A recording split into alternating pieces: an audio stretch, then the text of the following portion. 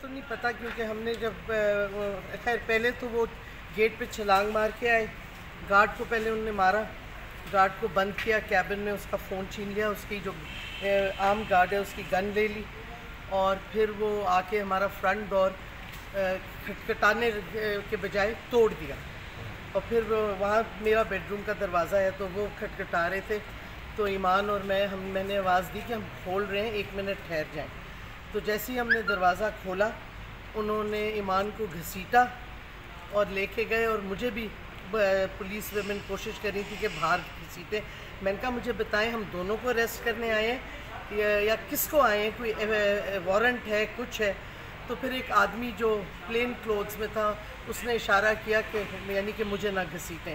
پھر انہوں نے کہا بتائیں اس کا میرے کمرے میں وہ ٹٹولنے لگے۔ میں نے کہا بھائی یہ میرا کمرہ ہے، یہ میری بیٹی کا کمرہ نہیں ہے۔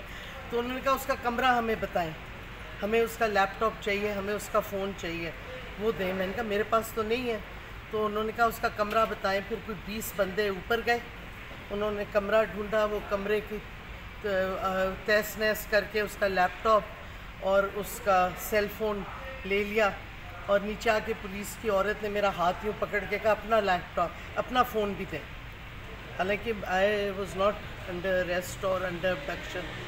تو ان کو میں نے ایک فون اپنا دے دیا، اور اس کے بعد وہ کچھ اور ٹٹول۔ میں نے کہا میری بچی ایمان نے بلکہ کہا کہ میں آپ کے ساتھ چلوں گی، مجھے کپڑے رات کے بدلنے دیں، دیکھیں بستر میں۔